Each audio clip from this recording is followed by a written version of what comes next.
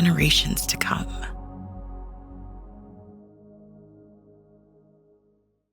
And welcome to another edition of the TDN Writers Room. My name is Bill Finley. I'm a correspondent for the Thoroughbred Daily News. I'm also the co-host of the Down the Stretch radio show on Sirius XM Radio. Hi, y'all. I'm Randy Moss. Greetings from Minnesota. Just got back from televising the Keeneland races. I'm with NBC Sports. Zoe Cadman here in sunny California. No Doodle sighting. I think he's under the bed. I work for XBTV and First Racing. Any dog sighting for you boys? Penny just left the room. I'm sure Lucy's around somewhere, though, There she is. There she is. All right. Hi, Lucy. And want to remind you, this week and every week, we're brought to you by our good friends at Keeneland. Okay, speaking of Keeneland, we can really have a lot of fun going over not only the Keeneland races, but all the major Breeders' Cup prep races that were run around North America, including Canada, over the weekend. Obviously, I don't think we can get to every single race, but let's try to focus in on some of the bigger ones. And the way we set it up was let's go track by track. And let's just do kind of a free-flowing discussion of what we liked, what we saw, et cetera. And I'd like to start at Keeneland because I said on the show last week, I thought the race of the week was going to be the Coolmore Turf Mile. And I nailed it, guys. That was the race of the week. And I thought that Up to the Mark was the biggest star of the weekend. He only won by a nose, but he gave me hope that the American turf horses aren't hopeless after just losing everything in sight. He goes up against a really nice horse by the name of Master of the Seas, who was the favorite in the race. Charlie Appleby coming off a win in the Woodbine Mile. And if Master of the Seas had whipped his butt, I would have just said that you can just forget about the American horses. They're not good enough. So Up to the Mark, trained by Todd Pletcher, who is not necessarily known for being that strong in this division, is the best American turf horse in the country. I have no doubt about that. And will carry the flag for the good old USA. But wasn't that a terrific race, Zoe? I mean, it came down to the wire, a nose. Great ride by Jose Ortiz. That was the race of the week. And you know, the only time he was in front was right on the wire when he got his nose down. The only time. Like, I saw a still of what seemingly looked like the finish line, and it was clearly Godolphin in front. I mean, I'm not arguing the finish. He just got a really, really good bob. And I have to say, I was a little worried because, you know, the Godolphin horse was off and running, and he was coming down the lane like a juggernaut. And Jose, who was in a good position, seemed to get shuffled back on the turf, and he was nowhere. And I was a little bit worried initially because I played the cross-country pick 6, and I did not single Up to the Mark because I was worried about Jose Ortiz. Irad is his regular rider and has done all the good work on him. And I'm like, Jose doesn't know him as well, and perhaps he's going to get to know him in the race. I don't know, but I couldn't single him. And then coming down to the wire, I'm like, oh, God, I'm glad I didn't single him. And he just got up in the nick of time. It really was a fantastic race. I mean, honestly, if it had been a dead heat, I would have been quite happy. And now, you know, we're going to hear an awful lot about Mike Repole on this show a little bit later on. But he has confirmed that Up to the Mark has no more to prove going a mile, Randy. But he will go in the turf, which is 1.5 miles. So judging by how he ran, I don't think it's going to be a problem, especially coming down the hill at Santa Anita. Yeah, see, Zoe, you were getting bogged down in your handicapping looking at jockeys. I never have that problem at all. Jose Ortiz, Irad Ortiz, yeah, they're both good. Look, what impressed me so much about Up to the Mark, and you mentioned it earlier, if Master of the Seas had encountered traffic trouble or just did not fire his best shot and Up to the Mark wins, then maybe there's still a question mark or two or whatever. But look, Master of the Seas fired big. I mean, he fired just as big a shot, in my opinion, as he did at Woodbine. And the way European turf horses finish, we don't see very often, to Bill's point, a quality European turf horse fire big with that turn of foot and then get run down from behind by an American. So, and not only that, but an American and Up to the Mark that hadn't run in a little while because of a unspecified physical setback is the way Todd Pletcher put it to us.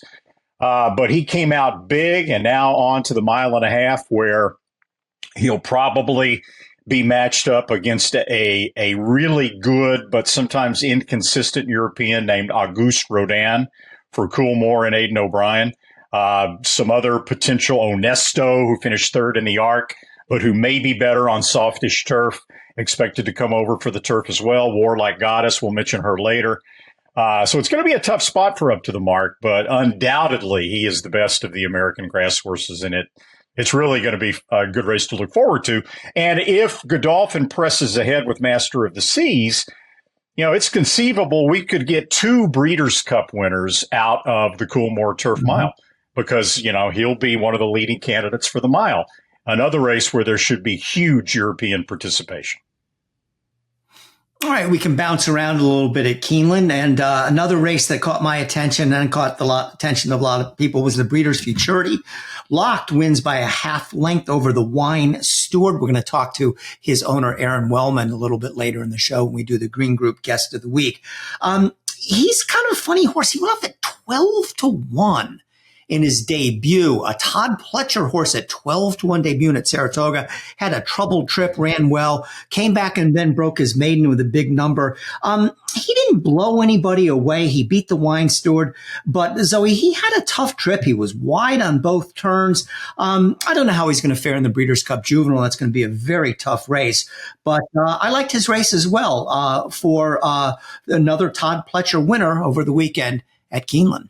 Well, he stepped up at every point. I mean, it's obvious that he wants to go 2 turns. You could tell that by his debut. He galloped out in front. First time around, 2 turns. He's answered every question. I can't knock him because he's not going to blast the doors off anyone. He's not that kind of horse. That's why he was 12-1 in his debut, because he's not one of those held to the leather workhorses in the morning. He's just a really good horse. He lost an awful lot of ground. He traveled way further than everybody else in the running of the race. And I don't want to say it was a workmanlike performance because I believe it was a good performance, but I thought he looked terrific coming down the lane. And we know that the Breeders' Cup Juvenile, there is going to be pace plenty signed up there because there always is, and there'll be plenty of California speed in there. So I think Locked has a really, really good shot, and I was very impressed with his run. Yeah, I don't know what to make of Prince of Monaco on the West Coast, but right now I say put me down for Locked for the Breeders' Cup Juvenile. Look, he did blow away a maiden field at Saratoga very impressively, and I believe he would have blown away the Breeders' Futurity field with a better trip, with a better post position. Look, he's 4 wide on the first turn, okay? And when you're Jose Ortiz, who was riding Locked, he showed a lot in that maiden win at Saratoga when he was very forwardly placed right up on the lead. So Ortiz had a choice when they hit the first turn. There was a cluster of horses inside of him. He could either take back and lose early position and move over and save some ground, or he could go ahead and let Lock push forward and have a better position closer to the pace, but get caught wide. And what jockeys try to do, and Zoe knows this, if you get caught, especially in a big race like this, if you get caught wide on one turn, you at least try to save ground on the second turn. You don't want to go wide on both turns. But Jose had no choice. He was stranded out 5 wide all the way around the second turn. Now, we'll talk about Muth later, the winner of the American Pharoah, who had a rail trip on both turns. The difference in buyer speed figures, if you're a handicapper, between a rail trip like Muth had and a 4 wide, 5 wide trip like Locked had is roughly 13 buyer speed figure points. So to me, Locked ran a gigantic race. And then not only did he go wide on both turns, but then he had to engage in a dogfight down the lane with the New York bred, the Wine Steward, who ran a really courageous race himself with a good trip. And he managed to prevail over with that. So I really liked Locke's race a lot. It was a lot to like, but we'll get to Prince of Monaco a little bit later when we talk about Muth and the American Pharoah. Boy, I'm sticking on the Prince of Monaco bandwagon for now after what we saw over the weekend. All right, so what is it about Chad Brown keeps getting in Italian beat by his own horses. I've been a big fan of hers for the longest time, but now the story plays out again in the First Lady. She's the heavy favorite, 2-5, 3 Chad Brown horses in the race.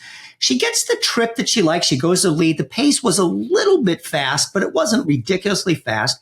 And she gets run down by a stablemate, Gina Romanica, to win by a head at 11-1. Like I said, in the second straight time that this has happened to an Italian having gotten beat by another horse from the Chad Brown barn. I'm going to look up these with it was White Beam in the Diana before that, who won by a nose. But, she didn't run terrible, but I was a little bit disappointed she didn't win. But Randy, you're talking about and Randy and Zoe, talking about the buyer figures. In Italian ran her race. She ran a 105. A matter of fact, that was the best buyer figure of her career. Somehow Gina Romanica was just able to jump up from a 92 to a 105, an improvement of 13 points, and get the job done. So all that stands between In Italian and a perfect year is Chad Brown. It's Chad Brown beating Chad Brown and Peter Brandt beating Peter Brandt. So, a regular owner could get mad, but it's Peter Brandt beating Peter Brandt and Chad Brown beating Peter Brandt. It's insane. And she ran a winning race. Then they ran a fast time. I mean, they went 1:33.3. And she gets beat by a head. Gina Romantica, obviously, she had a really, really good day. In Italian lost nothing in defeat. And I like White Beam in this race. And I think she was just a little bit too close. But I don't think we can really hold it against In Italian for getting beat like that by her stablemate. Maybe Chad shouldn't run as many horses. And then just run one. Why run 2 when 1 will do? So because when you have 75 in the same division, you gotta run more than one sometimes. So it was a really, really good race, but she lost absolutely nothing in defeat, in my opinion. Randy, do you know, because I know you check in, sure. Is In Italian going next in the Breeders' Cup Mile or Breeders' Cup Filly Mare Turf? Just where she went last year. Well, about 20 minutes ago, I texted Chad Brown. Chad's not a big fan of NBC right now, so for reasons we won't get into, but he didn't respond. I said Gina Romanica for the Filly and Mare Turf and In Italian for the Mile. To me, that's the logical scenario. No response, but to me. Look, Gina Romanica, first of all, I agree with what you guys said. Just like Master of the Seas ran his race and got beat, In Italian ran as well as she's ever run and just got run down by her Peter Brandt stablemate, okay? So I think that still makes her, we'll see what Peter and Chad choose to do. I think it still makes her a legitimate candidate for the Breeders' Cup Mile. Even with the Europeans coming over, she'll get theoretically, a hard, fast turf course at Santa Anita, which she loves.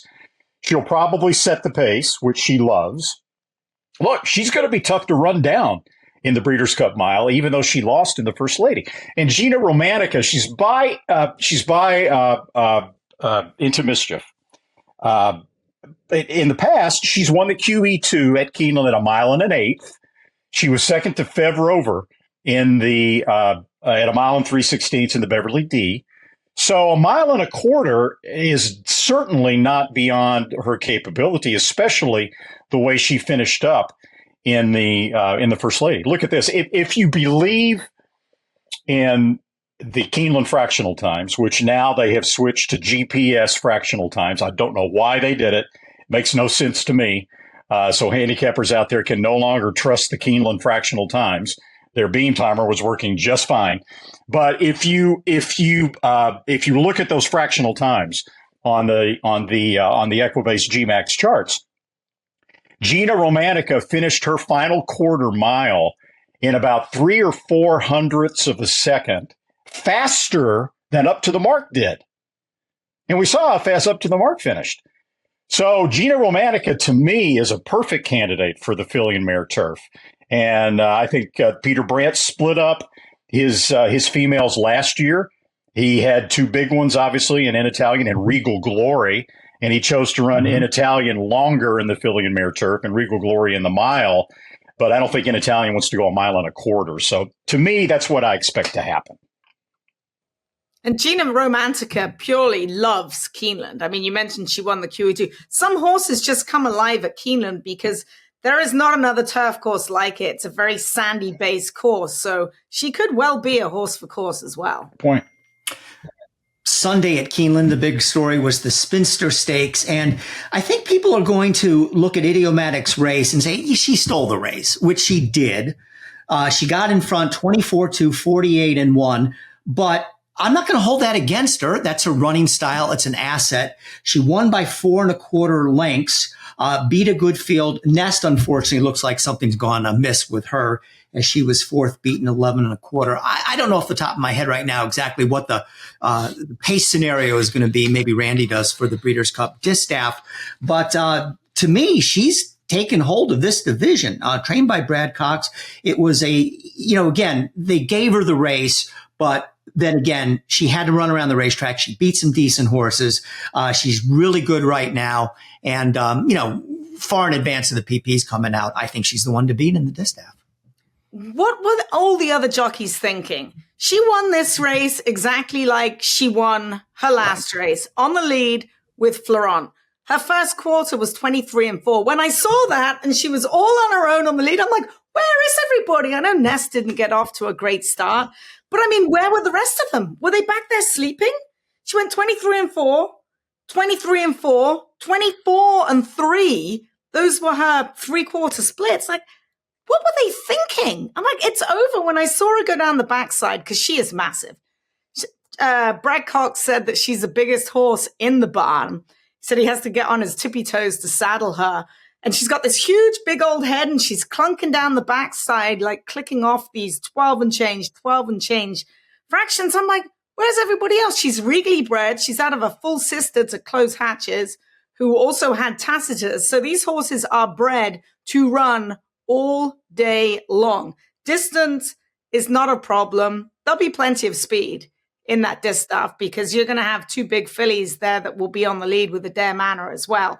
Those two, to me, are so similar. It's just a question of who's going to be quicker. But it was a terrific ride by Florent Giroux, who certainly got her number. And if they let her go those kind of fractions, which they won't in the Breeders' Cup Distaff, she'll be a winner. But that purely was all flow all the way, and everyone else was just sleeping, honestly. Yeah. And Nest, as far as Nest, I'm not sure what's gone on with Nest. We'll hear from Aron Wellman a little bit later, who perhaps might be able to enlighten us.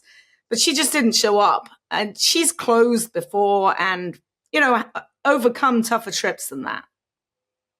Yeah, I think I know what the other jockeys were doing, Zoe. Having talked to all the trainers of each horse in the Spinster before the race, to me, what the scenario was, right? You had Idiomatic, who had the most early speed than any other horse in the field. If some of the other riders had really made it a point to try to ride very aggressively to prevent Idiomatic from getting such a soft early lead, they could have. But what you had was a group of long shots in the race whose owners and trainers were greatly desirous of getting a Grade 1 stakes placing. Some of those fillies in the race are entered in the November sale at Keeneland and weren't Grade 1 stakes placed. And they really wanted to have that on their resume. And I think they all felt that going out aggressively and pushing Idiomatic early would hurt their chances of hanging on to finish second or third when you had Nest in the race as well. So I think that's what they were thinking. I think they were being very conservative, trying to pick up the pieces. And it worked with De La Vida. She finished second. But anyway, that's my theory. As far as the other speed in the Distaff, you got a Dare Manor. Randomized, trained by Chad Brown. Klarovich Stables won the Beldame. She's also got a lot of early speed. And we don't know who else with speed might wind up going into the Distaff field. If any of the 3-year-olds, other than Pretty Mischievous and Wet Paint, who have no speed, are going to go in. Clariere's out there training already. Mike Repole told NBC later in the day that Nest was going to go, that she was going to run in the Distaff. To me, The favorite, as the favorite, right? Yeah, that's what he said. So, she was fit. She doesn't have a physical problem where they wouldn't have run her. I think maybe Ness just doesn't have the same want to that she had a little bit earlier in her career for whatever reason. You never know, especially with some of these fillies, what might be going on in their head. And I was kind of surprised that they decided to push on to the distaff, but then I thought about it. It's probably the last race of her career. So she's going to go to the breeding shed, almost certainly. I don't know that for a fact. Maybe you can ask Aron. That if she wants to, if she suddenly decides that she wants to, she's got the talent to win the distaff. You really got not that much to lose. So if she's doing well, why not send her out there and maybe she'll get up on the right side of the stall the morning of the distaff and she'll be the old Nest and she'll fire big. But look, idiomatic. She doesn't have to have the lead. She's obviously probably better with the lead. Most horses are. But all you got to do is go back 2 races and look at the Del Cap where she stumbled, went to her nose at the start. She was last and then next to last. And she beat a weak field, but she wound up winning anyway. So maybe she doesn't have to be in front. She can just get that big long stride going and, rate behind whoever is up there. But it should be a fun distaff. Let's head to Woodbine, where on Sunday they had a bunch of major races, including the E.P. Taylor and the Canadian International. Canadian International wasn't run last year. They brought it back. Good to see. And of course, was the 50th anniversary of Secretariat's last ever start winning the Canadian International. Not quite, because that race in 1973 was run towards the end of October, but the same race run around the same time with Eddie Maple aboard on a miserable day at Woodbine. Go to YouTube. You can find that race. It's really cool to see and the conditions and everything. So to me, and the E.P. Taylor won by Fev Rover has been a very good filly for Mark Casse, and she gets the job done over With the Moonlight for Charlie Appleby. You go into the Canadian International, and Appleby looks like he's about to could get shut out on this weekend, which is just unfathomable considering the run he's been on and the horses he brings in. So he brings in Nation's Pride, who was 5th last year as the favorite in the Breeders' Cup Turf, and gets the job done, beats another European horse, 1-2 European finish. I don't have a whole lot to say about this. Nation's Pride, I just don't think he beat anybody all that good in this race, but it is Charlie Appleby. He'll be back, I'm sure, for the Breeders' Cup Turf, but will certainly have to run better than he did last year when he was a 3-year-old. This year now he's 4, so maybe that'll help him. Charlie said he's not coming to the Breeders' Cup with Nation's Pride. It looks like that he's going to go to the Grade 2 Bahrain Trophy and then on to Hong Kong with him. So he was the best horse in the race and he won like it. So I'm not going to knock him for who he beat. He was very good. I'll tell you who I was really impressed with was Fev Rover, because she got a perfect trip under Javier Castellano. She was on the lead, and then going around the turn, it looks like she was faltering. She was on the rails. She went back. A couple of long shots went on by her. She swung around them. She turned for home. And here comes Moira, the favorite down the middle of the racetrack, who actually passes her. And Javier Castellano, who's having the year of a lifetime, just kept riding, and Fev Rover got the win. I thought it was a really, really gutsy win by her. And who did Fev Rover beat before that in the Beverly D? Gina Romanica. So Fev Rover's right in there in the mix. Charlie Appleby must have really high standards, because Nation's Pride looked pretty good to me. And after the race, Appleby kind of poo-pooed it and said, yeah, he showed me. Yeah, he didn't want to go a mile and a half. So we're not going to run him in the Breeders' Cup Turf. I'm like, wow, okay. I mean, I know the Breeders' Cup Turf is going to be a lot tougher than the Canadian International was, but still, I didn't think he looked that bad at all. One note about Secretariat, it's kind of fun. I remember 15, 20 years ago, I wrote an article about, I think maybe it was when Secretariat died even. And I talked to Eddie Maple, who rode Secretariat in that final race in the Canadian International. And I said, just tell me, what was it like to ride Secretariat, a horse that you'd watched, I know, like everybody else, and had admired. And he said, first of all, it was a foggy day if you look at the video. And you know how sound carries in the fog. And he said it was surreal. He's going down the backstretch at Woodbine, and Secretariat's hitting high gear. And all you could hear was like a locomotive. And he said, oh, my God.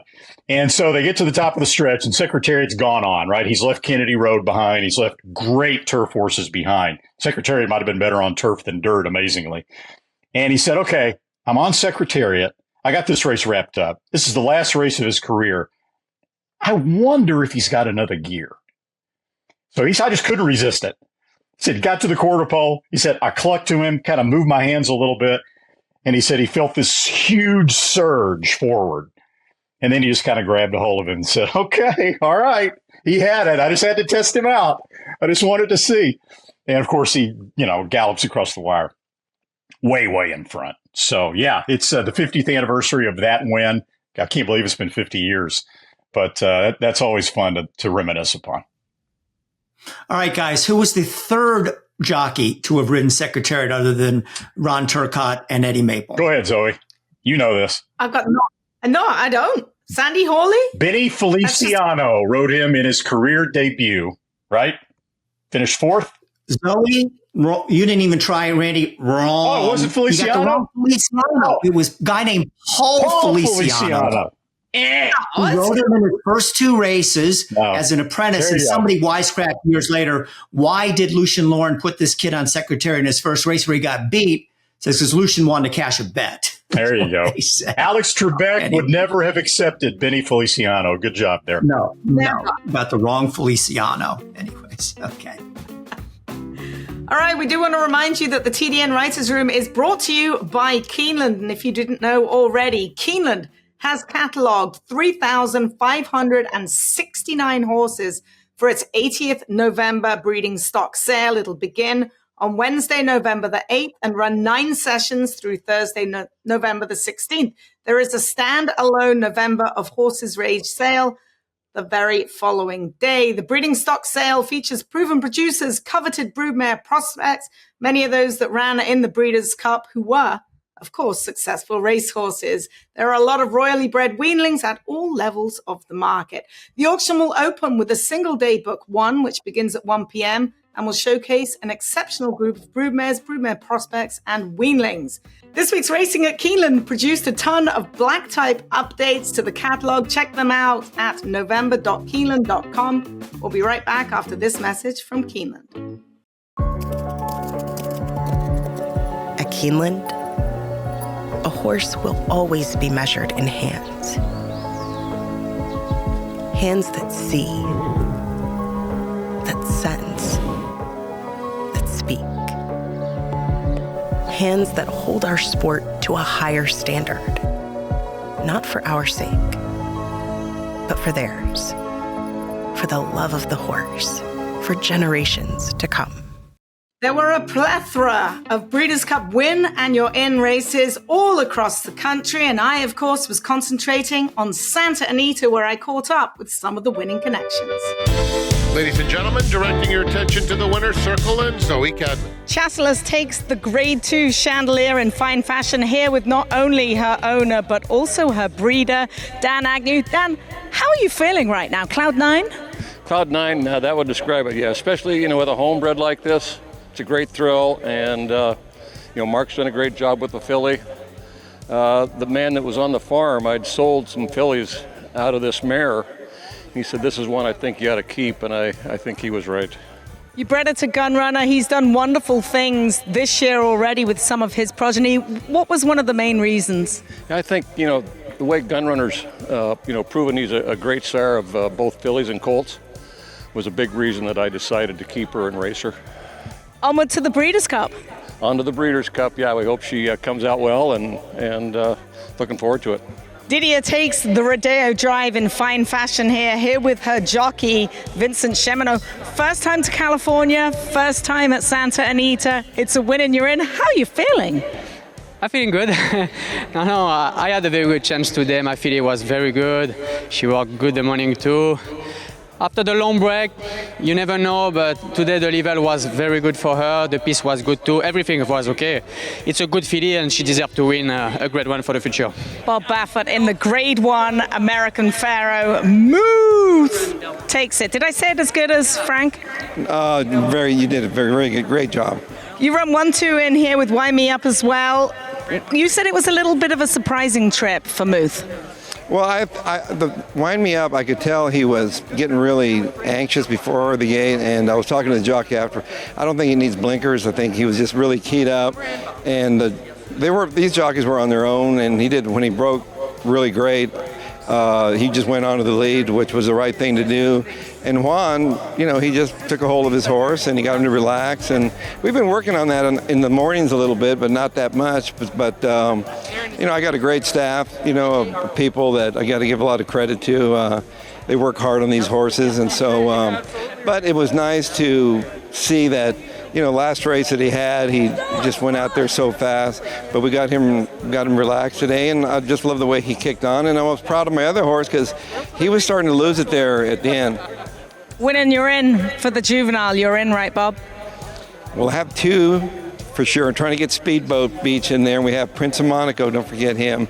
And so we've got some good ones. So hopefully we'll be live. Well done, Bob. Thank you.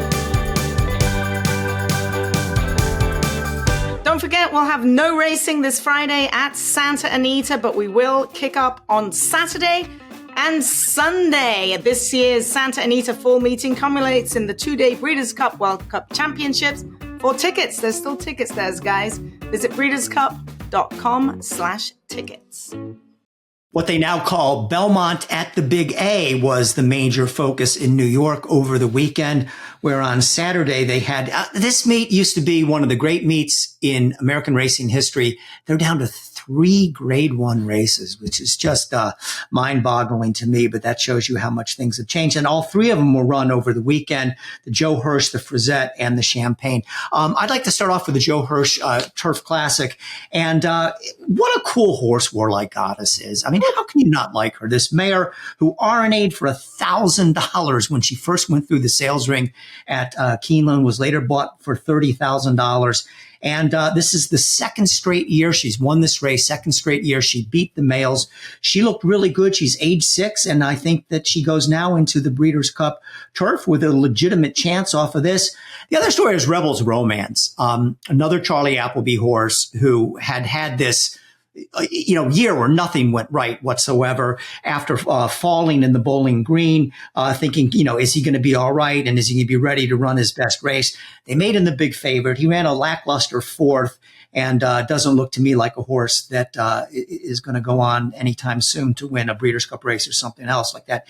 And how about So High at 90-1, got off to a 20-length lead down the backstretch, and actually still led by almost that much on the turn and finished 3rd in there. So didn't quite steal the race, but they did a pretty good job. So 2 thumbs up for Warlike Goddess, a couple thumbs down for Rebels Romance, Zoe. Yeah, Rebels Romance just simply didn't handle the ground there, according to Charlie Appleby. So he was a toss. He faltered. He finished 5th. Yeah, that's where I was going to start, actually, was So High. And I thought that was a brilliant ride by Romero Ramage to just go as far as you can for as long as you can and open up 20 lengths. And you know what? The horse finished 3rd, ran a good race, and picked up $60,000 for owner-trainer Napal Chatterpool. So what's wrong with that? Picking up $60,000 for yourself. So I thought that was a good race. Warlike Goddess. Wow. Much like her sire, English Channel, who took down the Breeders' Cup Turf in the monsoon at Monmouth. Were you there that year, Randy, for the monsoon? Yeah. Oh, yeah. 2007. So much like her sire, she splashed home much the best.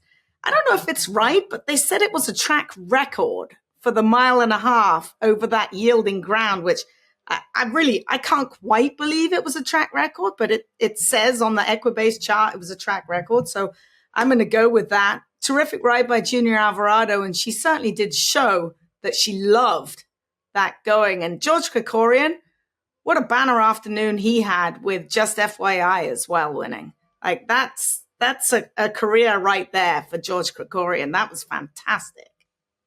I was at Monmouth in 2007. ESPN had the Breeders' Cup then.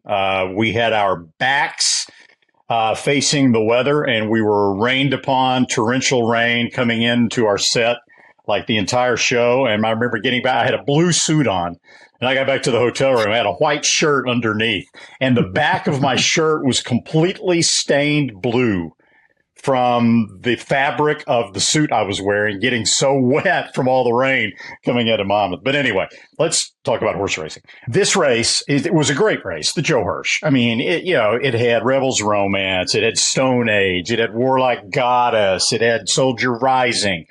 And as a handicapping tool for the Breeders' Cup Turf, pretend as if it never ran. Just completely draw a line through it and completely ignore it when you look ahead to the Breeders' Cup Turf. It means nothing. They went a mile and a half in let me look at the chart, 2:32.4. This was. How was that a track record? No, that wasn't close to a track record. It was. No, bottomless turf. That's why a 90-1 shot could open up 20 lengths and outrun Rebel's Romance. The reason why Charlie Appleby brings Rebel's Romance to the United States is he likes hard, firm turf. And that's what you get over here.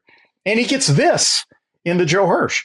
So I think you're giving up a little too quickly on Rebel's Romance. I think when he gets out to Santa Anita and gets firm turf, you could see the old Rebel's Romance resurface with better footing. Warlike Goddess, if you go back and look at her past performances, she's a perfect 5 for 5 on any race course rated other than firm.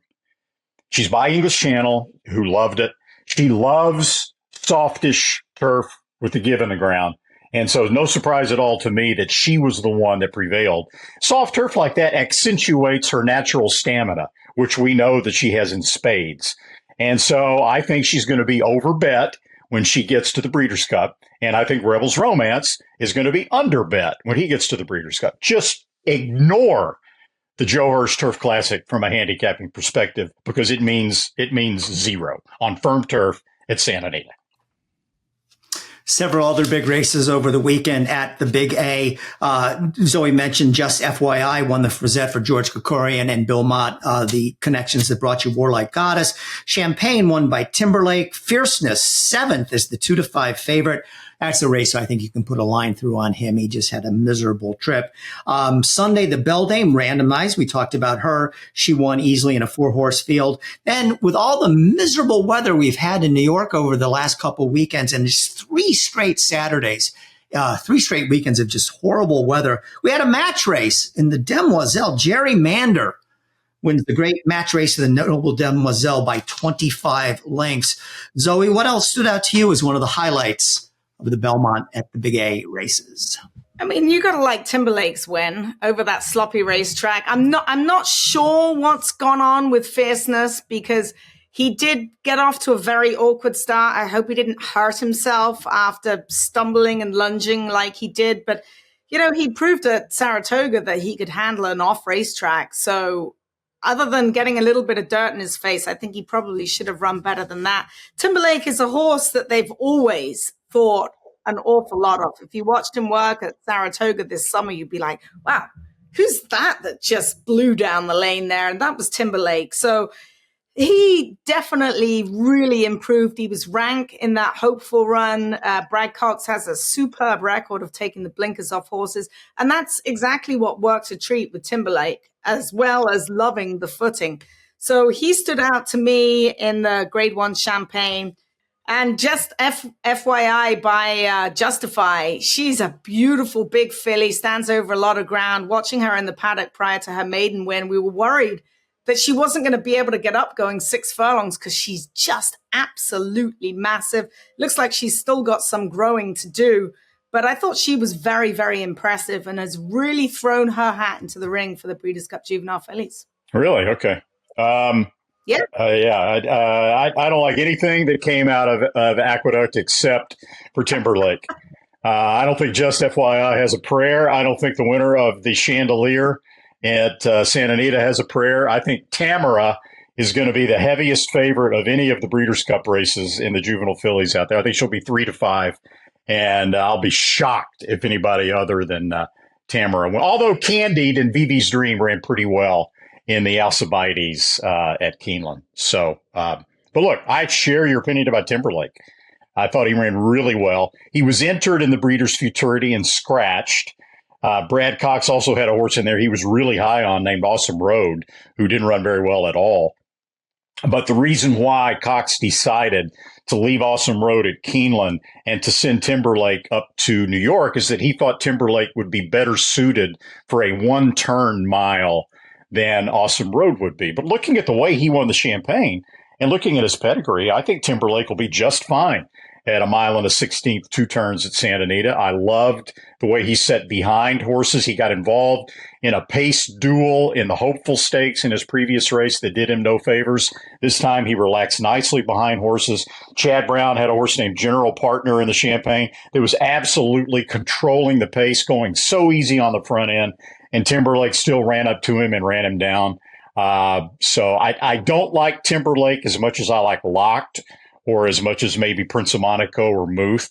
But I think he deserves to be in the mix, obviously, for the juvenile off that Champagne effort. Randy mentioned the races at Santa Anita, including the Chandelier. To me, the story out of Santa Anita was not necessarily who won the 2-year-old races, but the 2 horses that weren't in them that are looking more and more like absolute monsters. And Randy mentioned Tamara. She did not run in the Chandelier. Dick Mandela put her in bubble wrap, which is what people like to do these days, and is going to train her up to the Breeders' Cup. So a horse by the name of Chatulus, who lost to her by 12 3/4 lengths last time out, she wins the Chandelier.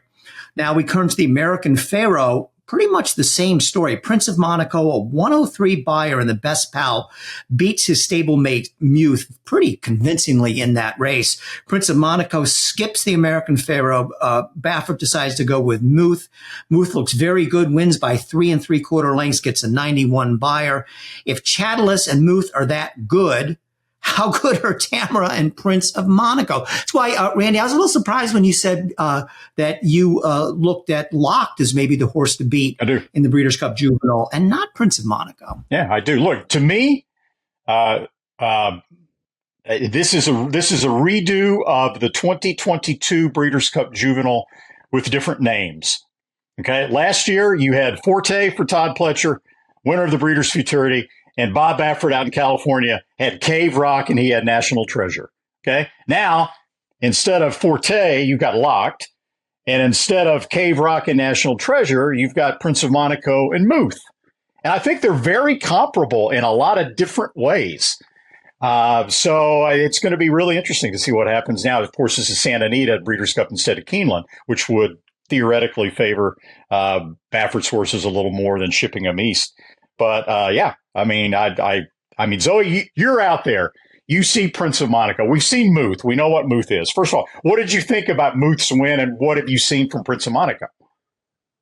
Muth was excellent, and Bob's been working with Muth in the mornings to get him to relax. Now, it was a $2 million purchase. He was brilliant on debut. I had him honestly pegged as a one-turn kind of sprintery horse because he is a compact-looking individual. But watching his final work leading up to the American Pharaoh, it swayed me. He worked really good and got over the track really well. Let's just not forget that Good Magic won the juvenile going around 2 turns, breaking his maiden. So that swayed me. So that put me back onto Muth, especially because he'd outworked Prince of Monaco the week before, in my opinion. Now, Prince of Monaco, there's nothing wrong with him. He came back and worked on Sunday. So I have to say that Muth's race in the Grade 1 American Pharaoh was quite simply brilliant. Now, it didn't work out quite how Bob wanted it to. I did like his other horse as well, Wind Me Up, but he was a little antsy in the post parade, a little jittery, and went straight to the lead, which forced JJ Hernandez to take this horse back, get him to settle, and he finished like I've not seen him before. So I'm not going to toss out Muth like I tossed out Cave Rock last year, because Muth has so much more upside now. He's been allowed to settle and grow up and relax a little bit. And he could very well give Locked a run for his money. Why did you toss out Cave Rock last year? I don't remember. I just thought he was a one-turn sprinter. Well, you were probably right in hindsight. Yeah, that was me watching him work in the morning. He never really jumped off the bridle. He was always on the bridle. And what Muth's been able to do in the morning and just relax like he's done, was, to me, brilliant. Because it's not often you see brilliance from Bob's horses all the time, but you don't see that kind of brilliance relaxing and settling off the pace and eating a little bit of dirt, because no one schools their horses behind other horses anymore. That seems to be a lost art. Dick Mandella's the only one that seems to manage to do that. Yeah. As far as the Chandelier, Chatterless, Gunrunner, again, showing what a great sire he is. She's not much to look at, but she got the job done. A lot of eyes were on Laurent. She simply didn't show up. It looks like she's probably going to get a break for Peter Urton. And I don't think the West is leading the way with the 2-year-old fillies other than Tamara, who still is sensational in the mornings and will be the one to beat for sure. Horse that's flown under the radar, Didio won the Rodeo Drive. She's now 5 for 6 in the U.S. for trainer Ignacio Correas. The fourth beat Anisette, who we will also learn more about her from Aron Wellman, but she's unlikely to come back in the Breeders' Cup Filly and Mare Turf. But Didia certainly has the credentials to be a major factor in that race. Yeah, she looked terrific. I mean, Vincent Cheminot rode her perfectly. He's won 5 of 6 on her.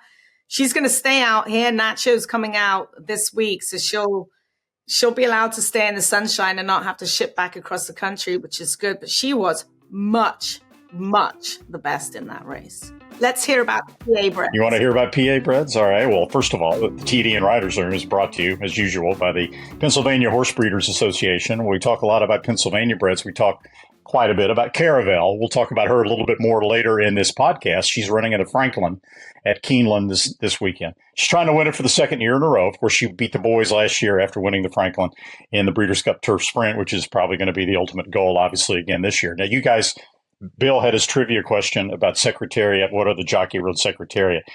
If you guys get this trivia question, I am going to just bow. This would be Jeopardy for 20,000. Okay. Caravel is trying to become the second horse ever to win the Franklin in back-to-back years. Okay. Oh my, forget it. Okay. I'll give you the years of the original back-to-back winner of the Franklin, 98 and 99. I would give you the trainer if I could remember his name. Any idea who went back-to-back in 98, 99? No. Okay. Now, Caravel did it. She's a Pennsylvania bred. A Georgia bred went back-to-back in 98 and 99, a horse by the name of Aerial Delight. Well, that's what Caravel is going to be trying to do. She's going to try to go back-to-back again in the Franklin. Meanwhile, the last leg of the 2-year-old $1 million Pennsylvania sired Pennsylvania bred stallion series. Don't forget, December 27th, we're now up to $200,000 for the stakes races for fillies and colts at 1 mile and 70 yards now. To make sure your 2-year-old is nominated, go to the pabred.com website. If he's not nominated, contact the Pennsylvania Horse Breeders Association by email at info@pabred.com. Now this message from the PHBA.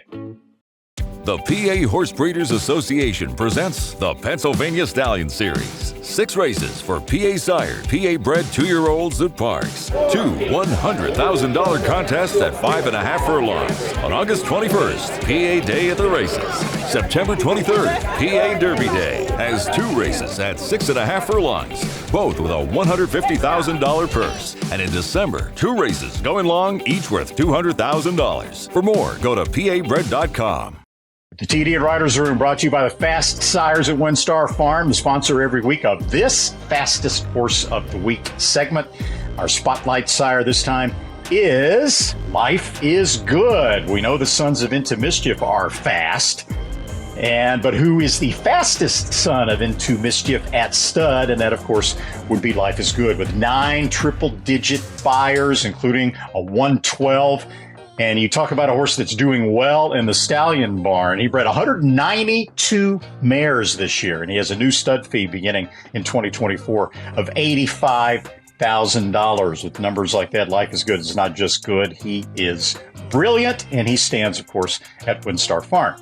Fastest horse of the week. It's a tie. We've talked about both of them already. Gina Romanica, of course, with 105 in the First Lady, and Warlike Goddess with the 105 in the Joe Hirsch. Now, anybody that knows anything about speed figures, these 2 figures could not have been more different in terms of how they were earned.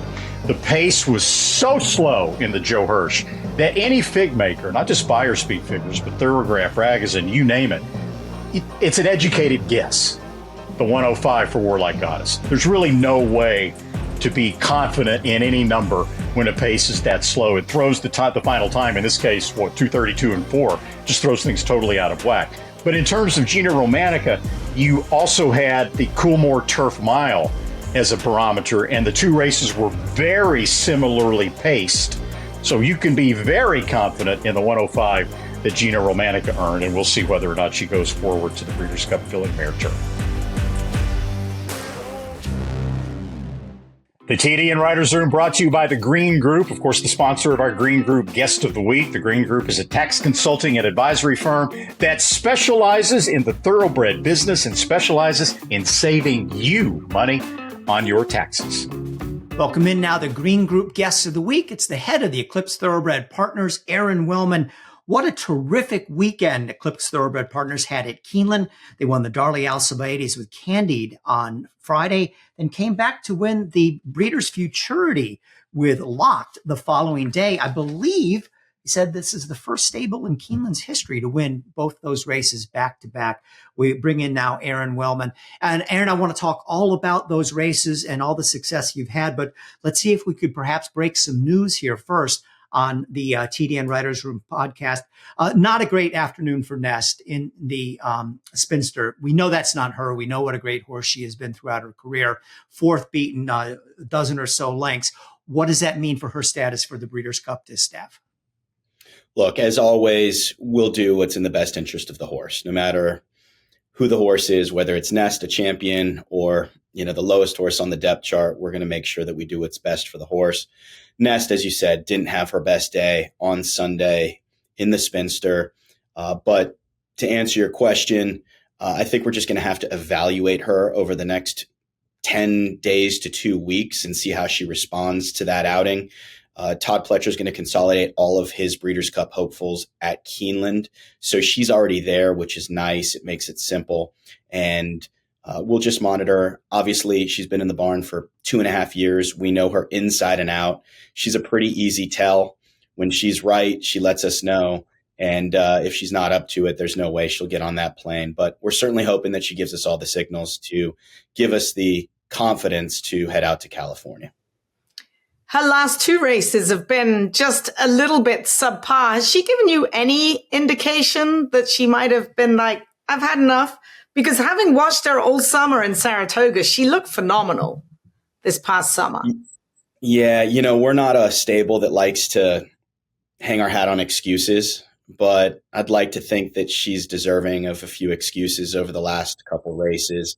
At Saratoga, the track was an absolute quagmire that day. She didn't seem to enjoy herself all that much on the surface on the occasion. All credit to Idiomatic. She did everything right and took advantage of it. But, she's been gifted some pretty easy leads in the last 2 races in the Personal Ensign and then the other day in the Spinster. So I think it was a function of circumstance that day in the Personal Ensign. She was also coming into heat, which didn't help matters. So we kind of drew a line through that one. Then coming into the Spinster, the game plan was really to take it to Idiomatic early and not let her get away with soft fractions. And if you watch the warm-up, Irad warmed Nest up with purpose. She was so sharp. And I was just brimming with confidence going into the gate. And it was almost like we sharpened her up too much in the warm-up because it was hard to tell, but she did lunge while she was waiting for the gate to spring open. She banged her head against the gate. I'm pretty sure it rang her bell. Irad thought it did. And then she was a bit dazed when they did open the gates, and she didn't break at all. And from there, it was just a mess. And again, all credit to Idiomatic, not taking anything away from her and her connection. She's a fantastic filly and deserving of these 2 wins. But everything that could have gone right for her went wrong for us. And we're hoping that if Nest shows us that she's in the mood to make this trip out to California for the distaff, that with the presence of Adair Manor and a couple other speed fillies, they might keep Idiomatic honest, and that could set it up a little bit better for Nest. But at the end of the day, her last 2 races have been subpar, and she's definitely going to have to be showing us that she's at the top of her game in order to justify going out for the distaff. And also, she's entered in the Fasig-Timden November sale right after the Breeders' Cup. So we'll be keeping our eye on that. All right. So, Aron, let's talk about better things now. Your big wins. You start off the weekend in the Darley Alcibiades with a win by Candide. And she looked good on paper. She broke her maiden at Saratoga by 3/4 of a length, got a 76 buyer. But this was a tough race. You have Vivi's Dream in there coming off that big blowout win in the Pocahontas. And then Brightwork, of course, who was the leading filly in the division coming in. What was your confidence level with Candide? And were even you a little bit surprised that she pulled this off? Our confidence level was guarded going into it. It was a big ask to go from a 3/4 debut win at Saratoga to a 1.16 Grade 1 at Keeneland, especially against the field that you just mentioned. But she's a filly that has always exhibited a supreme level of talent. That said, she's given us fits ever since she got down to Susan Montaigne at Winding Oaks in Ocala throughout the winter and the spring. She's got this just resistance to switching leads when she's supposed to switch leads. And Susan got her to do it a few times. She's a master horsewoman and a few guys on her riding staff. But by and large, from the time she was broken and all the way through her training with Todd Pletcher, she just never would switch leads. So it was something that we were concerned about going 2 turns off of one sprint race. Is staying on her left lead all the way around the oval going to blunt her ability to polish off a race of this magnitude? But one thing I'll give Todd Pletcher, of course, credit. Anytime you train a filly to win debut, going 6 furlongs, and then win a Grade 1 after that, with just that one start under her belt, is just epic achievement. But also Luis Saez is the kind of rider that really suits her, because if they're running for Louis, he just leaves them alone. He doesn't try to make them do something that they don't want to do. He just keeps the momentum going. And I think you've seen that in her 2 races. I would say I was mildly surprised. We were hoping to get valuable Grade 1 black type with her. We thought we'd accomplish that, and anything beyond that would be cherry on top of the cake. But she's a very gifted filly. She's done nothing wrong. Again, she's going to have to take another step forward. We've got Tamara waiting in her home court, for the juvenile fillies. So this is going to be another huge ask, but I don't think there's any ceiling to her limitations at this point as far as Candide is concerned. Yeah, she's certainly a very nice filly indeed. So you've got her for the juvenile fillies. And then let's talk about Locked. And I want to go back to his maiden run, his debut run, where he was 12-1. We'd watch him in the morning. He doesn't really light up anybody's stopwatch in the morning watching him work. But what were you hoping for in his debut, and what did he show you after the race? Well, whereas Candide was always a quirky filly that gave us great concern, because there's nothing more frustrating than a really talented horse that can't execute when it matters, right? And when you don't train professionally, that's your concern, that they're not going to translate that talent onto the racetrack. With Locked, it was the exact opposite. He was broken down in Ocala by Ocala stud David O'Farrell and his staff. And he, from the beginning, was a horse that asserted himself as a superior talent. And there were absolutely no quirks about him. He was just professional. And one of his greatest attributes is he's so laid back. He's wise beyond his years. And even though he's got that innate ability, he only does what he's asked to do. And so you were up in Saratoga all summer and you saw these horses breeze week in and week out. You could see what Candide was doing and why she was causing us fits. And you could see Locked, he was rather unassuming, but every time he was sort of asked the question, he was there to answer it. So going into his debut, we knew he was a horse that was going to require added distance, and we wanted to give him that educational sprint. And man, Jose Ortiz gave him the perfect seasoning outing.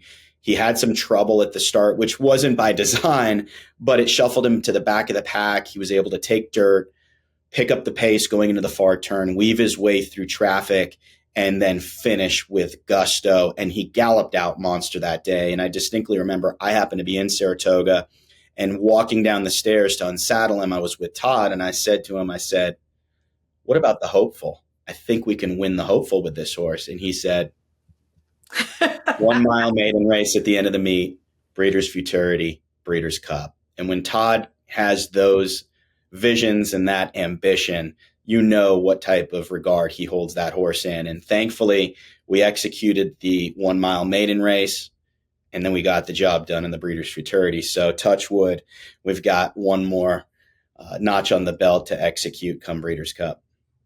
Aron, if I had told you before the race that you were going to be 4 or 5 wide on both turns, would you have still thought that you could get the win? Look, he was 3 to 5 on Saturday, and that was ridiculous, in my opinion, for a horse that was facing the type of field that he was facing. That was not an empty starting gate. That was a serious group of colts that lined up against him. And while we appreciate the respect he was given at the betting windows, in my handicapping, I didn't make him 3 to 5 by any stretch of the imagination. When the post positions came out, I didn't mind that he was drawn wide because he's such a big, long striding, high cruising speed type individual that if we could keep him in the clear, that would be okay. We just didn't want to be 5 wide going into the first turn and 5 or 6 wide around the far turn. But Jose had to make some decisions during the course of this race. He was wide and chasing into a pretty soft pace, and Jose pushed the button at the right time, which under normal circumstances probably would have been a little premature. But considering the slow fractions, knowing that horses were going to finish in front of him and the short stretch, I thought it was a really smart ride on Jose's part. And as we were talking about the way he trained, he was just there for Jose. It did concern me a little bit when he had so much momentum coming off the elbow of the turn and didn't separate from the wine steward. And as we saw at Keeneland on Saturday, the inside part of the track was pretty good. You saw Ujiri come back on Wicked Halo in the TCA. And I was very concerned inside the 8th pole that the wine steward, who was an undefeated horse with 3 races, a very good horse, multiple stakes winner by Vino Rosso, figured to appreciate the added distance, that he wasn't going to let back down, and he didn't. But you could tell that Locked was kind of reserving in the tank, and Jose got him one time and he surged and got the job done. What was really interesting is he pricked his ears forward at the wire. So hopefully that's an indication that he had a little bit more left in the tank. But I'm glad that he got battle tested going into the Breeders' Cup, because that's the kind of seasoning you need in order to stamp yourself a champion. And Aron, Randy Moss, who was not able to make this part of the podcast segment, he had a prior commitment. He's come right out, locked as the pick in the Breeders' Cup Juvenile over Prince of Monaco. So you impressed, pretty smart handicapper there. But that's going to be a tough field, though. Those Baffert horses, Muth and Prince of Monaco, are tough. Absolutely. I mean, you've got Bob Baffert sitting in his backyard waiting for everybody to show up. That's a huge advantage. And he just wins these races year after year. And look, you've got Timberlake, who was extremely impressive, winning the Champagne on Saturday as well. He's a very gifted horse. I didn't mind seeing him divert to New York instead of staying in Kentucky. So it's a deep group of 2-year-old colts this year, and anyone who wins it is going to be a deserving champion and probably, mark the favorite for the Kentucky Derby. But if Locked continues to train accordingly and come into the race well, we'll certainly be going over there with conviction that he's the horse to beat. Aron, Eclipse Thoroughbreds has prided themselves over the years in picking up horses for marginal sums. Candied 165, Fazig tips in October, Locked 425. But this year, Eclipse, along with some other partners, bought 18 yearlings at Keeneland, good for, I think, $5.3 million. You spent some money. You brought some nice colts. What's the mindset for Eclipse moving forward? Well, we're always seeking value, Zoe. In this market, if you want to play at the top of the game, you've got such incredible bloodstock agents, eyes for talent that have a lot of money behind them that are all trying to either hit the home run with a stallion prospect or have that knock it out of the park filly. And we've been able over the last 12 years since our stable was founded to find our spots, pick and choose, fly underneath the radar. We'll take our swings on occasion. Our first 7-figure acquisition was Tappert as a yearling. Thankfully, he followed through with a classic win and got a stallion deal at Gainesway Farm. But, you just sort of have to go into every sale, every private acquisition, hoping that A, you're right about the talent that you're perceiving in that individual, and B, landing value for your partners that are putting up their hard-earned money to have these individuals. And the faith that they put in the Eclipse program is immense. We're very humbled by the fact that we've got such an incredible partner base that answers the call every time we ring the bell. And, I don't think that there's a game plan other than we have made it a point from the beginning of our stable to not just seek talent and find equine athletes, but we believe that our equine portfolio needs to be founded on fillies. If you're going to stand the test of time in this game and try to make any economic sense of it whatsoever, you've got to have your portfolio based on fillies. And, we think we've earned that moniker #Eclipse fillies over the years with so many good fillies. And yes, will we take our swings here and there for those stallion prospect profiled colts? Absolutely. We've got a certain demographic of our partner base that wants to go after those types of colts. And then we've got the guys that really believe in the fillies. So it's a really good blend of partners and support that we've got. And at the end of the day, we're just out there trying to perform our due diligence the best we can, find the horses that we think can represent the baby blue and black on Saturday afternoons, and provide our partners with a great racing experience on and off the racetrack, and hopefully make some history. Aron, one more horse to ask you about before we let you go. You had a second place finish in the Rodeo Drive with Anisette, ran into a tough customer in Didia. She ran very well. Her first loss in the United States since coming over from Great Britain. She was only a 3-year-old, but your trainer, Leonard Powell, has been quoted saying she will not run in the Breeders' Cup. Why not? Yeah, it was a interesting decision after she won the Del Mar Oaks so handily. She had done nothing wrong, established herself as the elite in the division in Southern California. But the reason we stayed home is A, because we wanted to test her at 1.25 miles. B, we thought that just keeping her home would be advantageous for her long-term development. And C, it was a perfect opportunity for her to run against older fillies for the first time in a graded stakes race. And to be able to run out of her own stall at Santa Anita, at the trip that the Breeders' Cup Filly and Mare Turf would be on, against older fillies, we thought was the ideal test. And I think she ran a dynamite race in defeat behind a legitimate, bona fide grade 1 older filly in Didia. She got the best of us on the occasion. And as a 3-year-old, my attitude going into the Rodeo Drive was that Anisette was going to have to win that race and win it rather convincingly in order to justify a trip to the Filly and Mare Turf. Now, while I thought she ran an exceptional race on the occasion in defeat, I don't think it was quite good enough to warrant running against older fillies and mares again in the Breeders' Cup. You're going to have a huge European influence. You're going to get more fillies from the East Coast that are going to be in that field. And she's such a good, high-quality filly that I think if we peel back, let the big dogs bang heads in the Breeders' Cup, maybe we look for something like the Matriarch at Del Mar in the fall, maybe the American Oaks to cap off her season and then give her a little break and work backwards. We're going to have a really nice filly next year. So, look, as much as we'd love to have another runner in the Breeders' Cup, we're going to treat her like the good horse she is. And hopefully our partners will be able to cap off the year in style and then go into next year and hopefully develop a campaign that will get her to the Breeders' Cup next season. Well, Aron, congratulations on a terrific weekend for Eclipse Thoroughbred Partners. 2 grade 1 races on back-to-back days at Keeneland.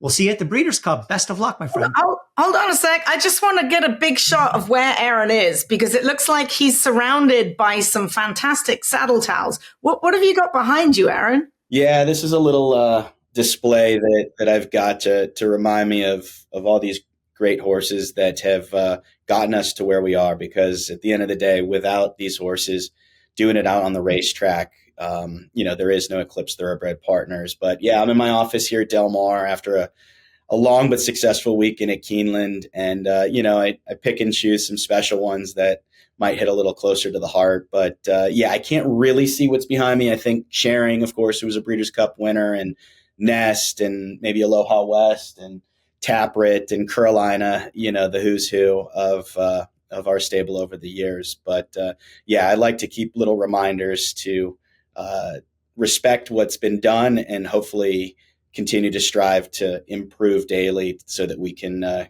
keep these colors posing for photos in grade ones. Terrific. Well, Aron, once again, thanks so much for joining us here as the Green Group Guest of the Week on the TDN Writers Room podcast, and best of luck going forward. Looks like you could have a big Breeders' Cup. Really appreciate it. Thanks for thinking of me, and thanks for all you guys do. Keep up the good work. Really appreciate it. Thanks, Aron. As this week's Green Group Guest of the Week, Mr. Aron Wellman will receive a free 1-hour tax consultation from Lynn Green and Company at the Green Group. For more information, again, on how the Green Group can put more money in your pocket after taxes, you can go to www.greenco.com. Are you paying too much in taxes? The Green Group can help. There's a reason the most successful owners, breeders, and horsemen select the Green Group as their tax advisors. They save you money and share successful strategies. Over the past 40 years, the Green Group founder, Len Green, has owned and bred some of the best racehorses in the history of the sport, like Eclipse Award-winning champions Jaywalk and Wonderwheel. His DJ stable competes at the highest level and has received the game's most prestigious honors. Len Green's in-depth, hands-on industry knowledge, combined with cutting-edge tax-saving strategies, has produced positive results for his clientele and has made the Green Group the top-rated accounting and tax firm in the thoroughbred business. For a confidential and complimentary consultation, contact us at 732-634-5100 or visit our website at www.greenco.com. The Green Group, proven strategies to save you taxes. Flightline is in full flight. Flightline turns it on at the top of the stretch, and he's in cruise control. And Flightline takes off. Take a good look at this, because you're not going to see this too often, maybe never again. Flightline, 20 lengths clear. World-class racehorse, world-class performance at a world championship event.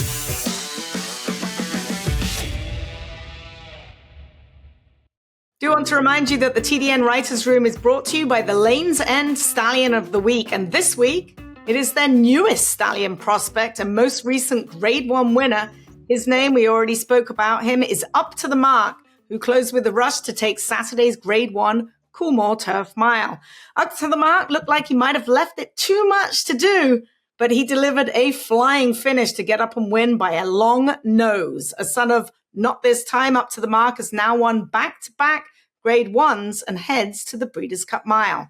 Last week, Lanes End announced that Up to the Mark would enter stud at the farm on the conclusion of his career.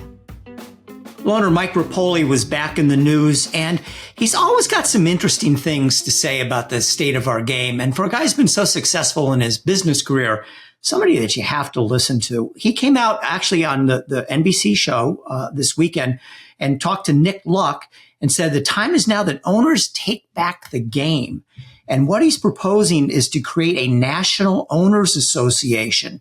And he mentions that in other sports, owners in the four major sports, the owners have control of the game. They're the ones with the major power. And they always say what's different is that the other major sports have a commissioner, and then the commissioner works for the owners, and that's where their power comes from. Racing does not have a commissioner, and without one, it's not going to make this that easy. Having said that, he made some really good points, and I do believe that owners should have more power in this sport. And then I'll let you guys talk a little bit about that, but I want to get into some of the points he made. But, Mike Repole's had a lot to say about this. And I do agree that, owners need to step up a little bit here, flex their muscles. Maybe there will be, we hate another alphabet organization. We don't want the Horse Racing Owners Association of America to compete with these 382 other alphabet organizations. But I do agree with basically what he said. And look, this is a guy that knows how to get things done. He sold vitamin water to Coke for $36 trillion and then Under Armour back to Coke for $47 trillion. So this is a guy that when he speaks, I would listen to. But an interesting concept, and we'll see where this all goes. Well, there's no question this guy knows how to make money. There is no question whatsoever. Let's come with a plan and get it going.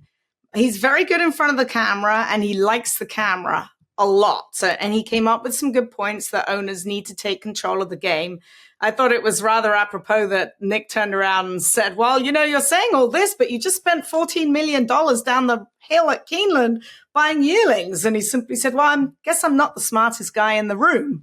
So he's looking to take back the game. So I like the fact we're talking about it, but I want to see some action.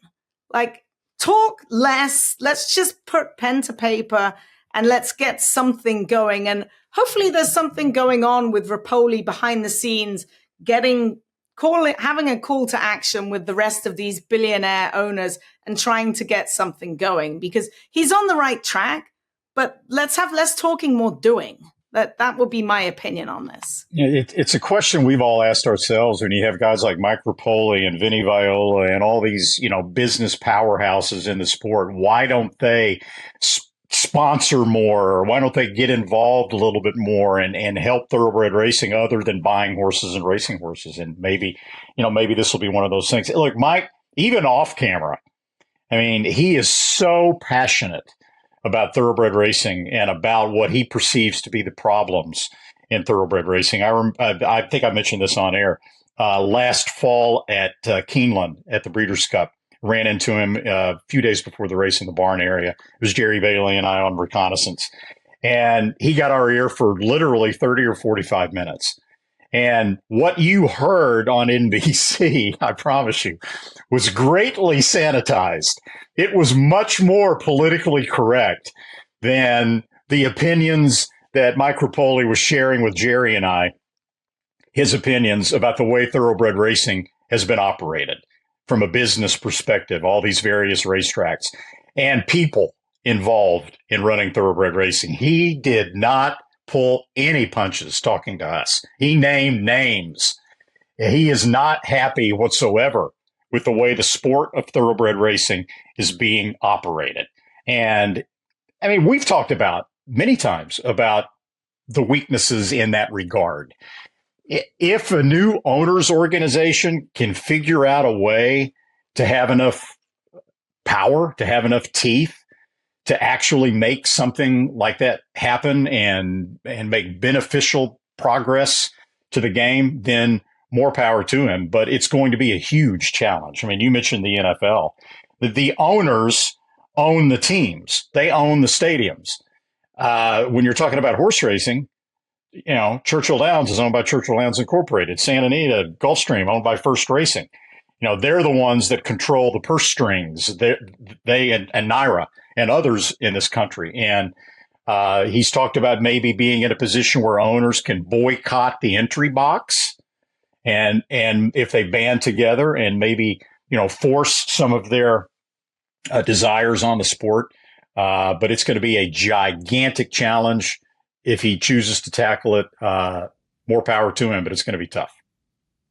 Well, let's see what kind of cooperation he gets from other owners. One of the issues that we brought up last week, and Repole talked about this, is the idea that the Kentucky Derby is worth $3 million when it should be worth $10 million. That's not just my opinion. Most people think that. If Repole could get together with, people like Saul Kuhlman and Seth Klarman and Peter Brandt and West Point Thoroughbreds and say, you know what? We're not going to run in the Kentucky Derby unless you raise the purse to $10 million. That sort of, it almost would be like a strike or something like that. That's possible. A couple other points. I wish he had more to say about horse players. He really didn't get into that aspect much at all. I don't know if Mike's a gambler or not. But to improve this game, you have to improve the lot of horse players where the takeouts are much too high and they're going up against all these other forms of gambling, particularly sports betting. He had some other points that I thought were pretty spot on. He said you ought to increase purses for older horses to increase, not making the allowance race go from 100,000 to 125, but big money races for older horses to give them some incentive to come back. He said fix 2-year-old sales, no more of this 1 furlong and 9 3/5 business. They should go either 3 furlongs or they should just gallop. Then he says he wants people to stand up. He says, if you get fired, I will hire you. This is on Twitter, unless your name is Joe Drape. So Joe, if you're looking for a job with Mike, don't bother. But, stay tuned. We'll see what happens. I agree with Zoe. We're so much talk, so little action. I agree with Randy. This is a monumental task that he's going to tackle. But I would say if it can be done, who is the better candidate to get it done than Mike Repole? So for that reason, I'm encouraged by what he had to say. Hey, before we wrap up, some goings on at Keeneland this week. On Sunday, Caravel, trying to become the first horse since the Georgia bred to win the Franklin Stakes 2 straight years, is going in there. Coming off, she won this race last year and then came back and won the Breeders' Cup Turf Sprint. Off a little bit of a clunker last time out in the Troy Stakes. Did catch soft turf that day at Saratoga, but finished 4th. The Saturday feature at Keeneland is the Queen Elizabeth II Challenge. You have Elusive Princess, who's making her second start in the U.S., for Arnaud Delacour after a real nice win in the Saratoga Invitational.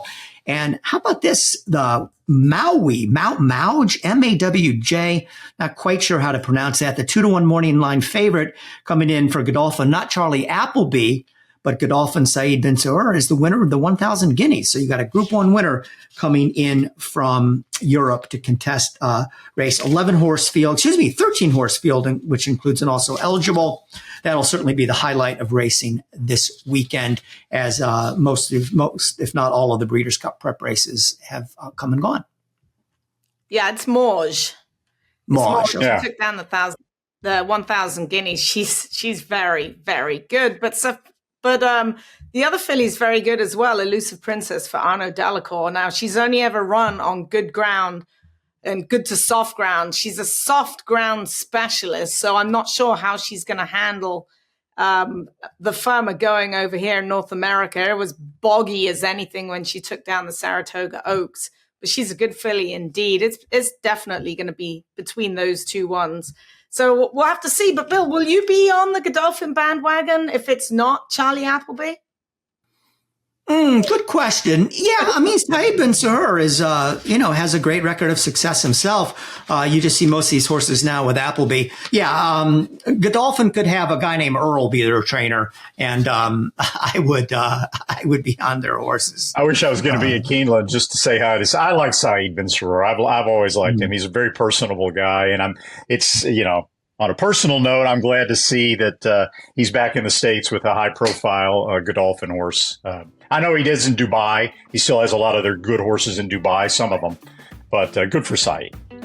The TDN Writers Room is brought to you by XBTV. This week's XBTV Work of the Week is Arcangelo, one of the leading Breeders' Cup Classic contenders, having taken down the Belmont and the Travers. He had his first workout here on Thursday, breezing 5 furlongs in 102.1. And Randy, I believe you might have been talking about his work with Jerry Bailey and what you thought of him. What do you think? Because he looks the same as I've ever seen him. Jerry didn't like the fact that the horse's ears were pinned as he was coming down the stretch, and they weren't pricked as he was going nice and easy.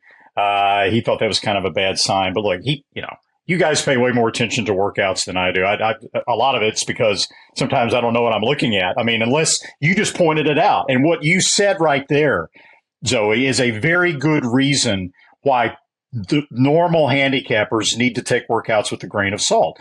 Because unless you have seen a horse train on a regular basis and you have a point of comparison, then it becomes very difficult to look at one workout in isolation like Arcangelo and say, I don't like that workout. It may be better than he typically works. You really just don't know. So you've seen Arcangelo and you say that's kind of Arcangelo. That's atypical of him. He just gallops around there. And I was quite happy with the work. I thought he looked the same as he looked in Saratoga, and watching him train every morning, he is a carbon copy, exactly the same. So it was a good work by Arcangelo, and we'll see some more on XBTV. We'll bring you all of them.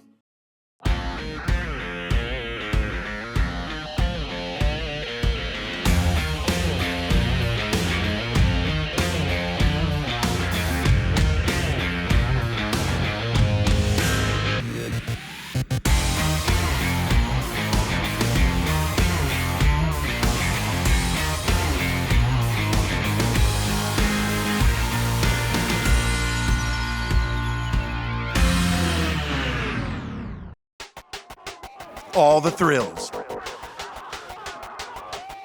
Fraction of the bills. Experience the power of the partnership. Change your life, make new friends, and compete at the highest level of thoroughbred racing. West Point Thoroughbreds, the gold standard in racing partnerships. Visit westpointtb.com. The TDN Riders Room brought to you by West Point Thoroughbreds. We're joining one of their partnerships, as we've said, can vault you into the world of instant camaraderie. Last week we told you it was going to be a big weekend of runners for West Point Thoroughbreds, and it was also a big weekend of winners. Friday, Northern Invader won the Gio Ponte at Aqueduct. Also Friday, Lady Mia won a starter allowance. The next day, Slider won the Speakeasy Stakes at Santa Anita, also West Point. Sunday, maiden special weight, Laurel Vince broke his maiden. You want to get in on some of that action? There are still percentages left in the yearlings that West Point Thoroughbreds bought in Keeneland September that are going to trainers like Christophe Clement, Shook McGahee, and Dale Romans. To get in on that, to learn more, visit westpointtb.com.